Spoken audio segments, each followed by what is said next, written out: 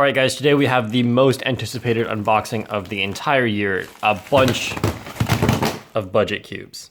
So today we have these 3 budget MeiLong cubes, all very cheap. These are both 3x3s, and then we have a magnetic 4x4, which I'll be looking at first, and we have a 6x6. Thank you to Speedcube Shop for sending me these cubes, and if you want to buy anything, links are in the description, as well as a discount code.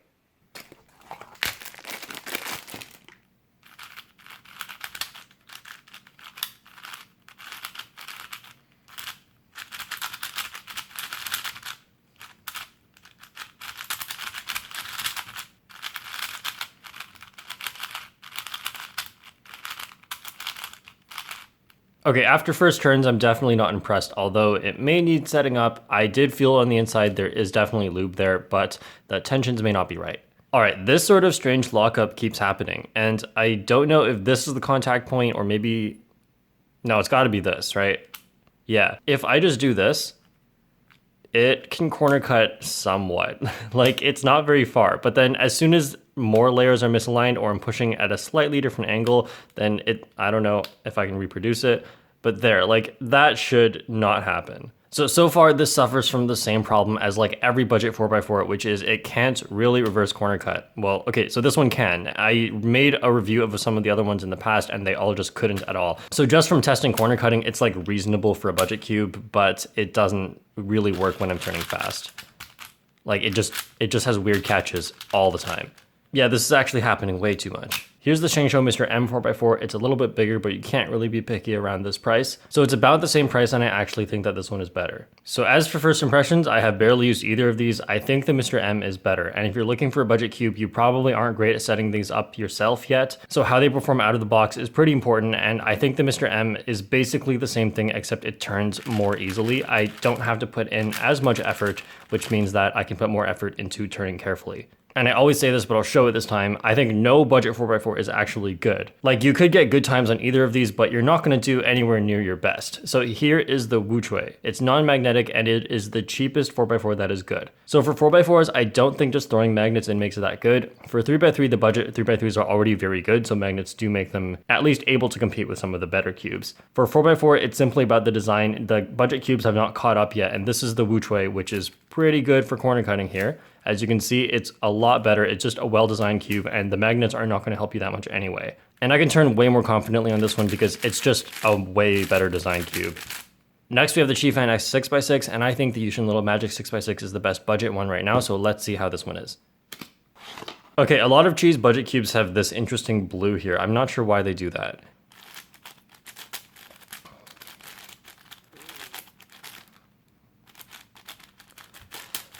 Okay, what the heck?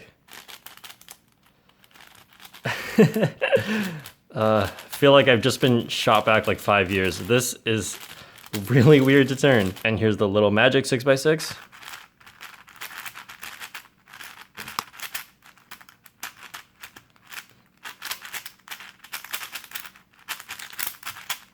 So as you can see, the performance is also not that great, but that's just the case with budget 6x6s. This one, however, I actually have to turn super slow just to get it to do what I want. Otherwise, it's going to have crazy lockups. Ooh, that was a very nice corner cut. If you want a decent budget 6x6, again with 4x4, for even numbered puzzles, the budget cubes are just not that great. Because I think if you want 6x6 to be any fun at all, you probably want some of the better cubes. And this is a lot more expensive, plus it's also magnetic, which is really, really good for big cubes. So this I can turn actually really well. For outer layers, I can turn it like a 4x4 or 5x5. It's actually insane how good that is. And then for the inner layers, as you can see, it's far more stable and I can do my turns really fast. So I know it just sounds like I'm saying get more expensive cubes, but for 4x4 and 6x6, the budget ones are just so bad. Good thing that isn't true for like 3x3 and 5x5. Next is the Qi Sail W.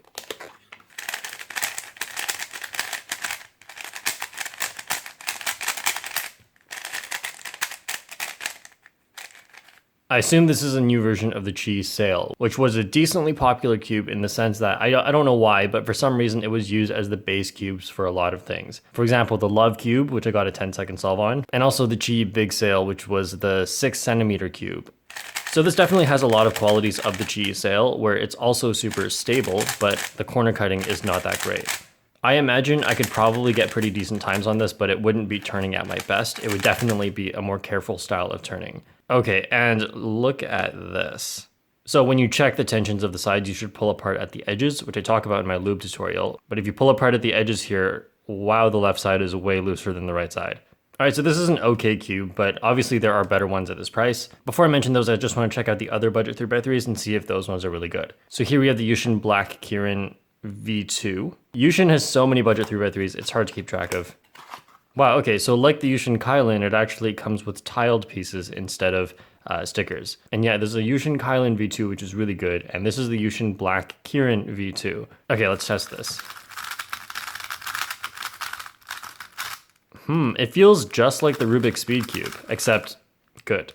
Okay, I immediately do not recommend this cube. As you can see here, we have this little mark on the center cap. Oh, there's also a sticker over this. Let me see if I can get this off. So, okay, there's no actual mark there, but there's a mark here.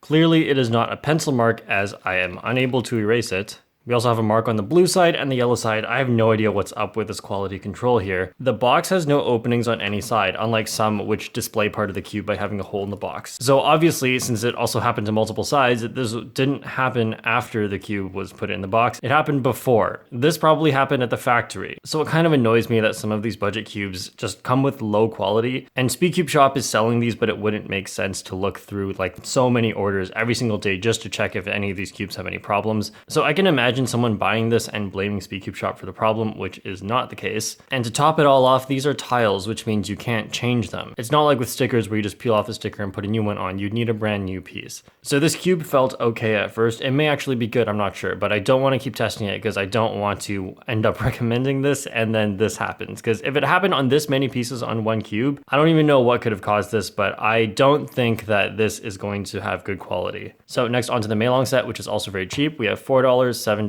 and $8, which is about the standard price and a little cheaper for budget cubes of these sizes. So some of you guys who pay a lot of attention to my videos know I already looked at a MeiLong 3x3. That one was really weird out of the box, and so I just want to see if this one's any better.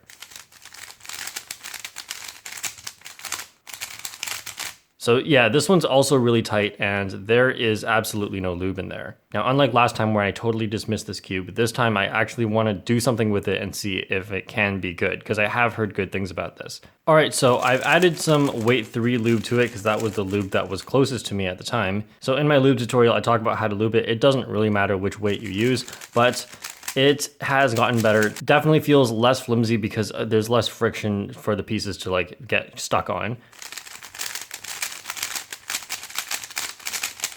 I can actually do algorithms now, yay. So this feels a lot like the MF3 RS2. And in case you don't know, that one, when magnetized, is one of the best cubes. And also that cube was only like $7 or $8. This one, I think, is only $4. And I can't tell if this would be that good when magnetized. I feel like it would be because the base cube is already pretty good.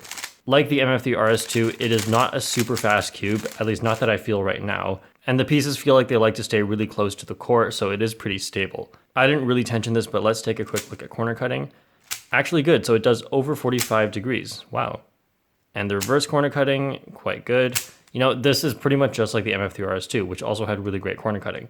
So I don't think there's a magnetic version of this yet. And if you have one and have magnetized it, I'd love to know what you think about it. Let me know in the comments. And I think if this is like your first speed cube or something, because it is a budget cube, if you can set it up, I think it can be really good. But if you have no clue how to set up and you just really don't want to learn, then I recommend getting the Yushin Little Magic instead, which is the best budget cube in my opinion in terms of how it does out of the box, and just its potential is also really, really good. Okay, next on to the 4x4.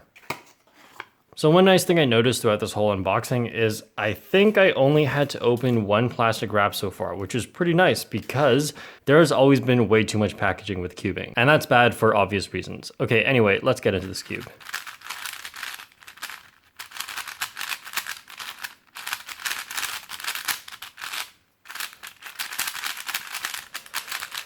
Yes, I was wrong. There is a good budget 4x4, finally.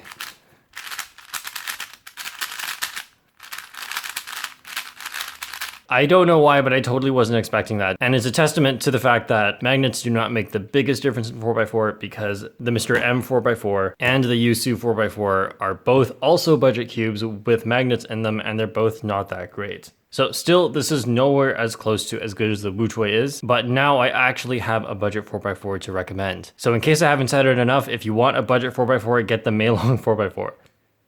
All right, MeiLong 5x5, don't disappoint me.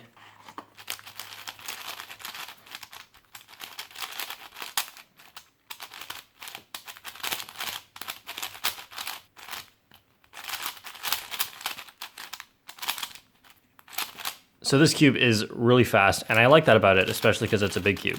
But it has a problem, and that is, as I'm going, I get catches where it's just really hard to fix. So I can't say this cube has disappointed me at all. I mean, it is a pretty good, I would say above average budget 5x5, but I don't think it's the best. I think it's a lot easier to control something like the Yushin Cloud. And there's also the Little Magic Magnetic 5x5, which is pretty cheap. Obviously not as cheap as this because it's magnetized, and I mean 5x5 has so many pieces. But if you already had the MeiLong, I wouldn't recommend upgrading to a different budget 5x5, as you're not going to get that much better on the other ones. I mean, you could upgrade to the Little Magic M just because it's magnetic, but this is pretty decent. It can compete with the Yushin Cloud, but probably not as good. It's just that it's not like a big enough deal. If you actually start to take 5x5 seriously, then just get one of the much better ones. But I think if you set this up a little bit and get used to it, I think the speed is actually pretty good, and you could get decent times on this one. So that's it for my first impressions of these budget cubes. Let me know what you think in the comments if you have any of these cubes, or if you agree or disagree with what I say. And remember, I'm more focused on the first impressions of these cubes because the people who would get budget cubes are newer and usually not very good at setting up cubes yet. Thanks for watching, and I'll see you guys next time.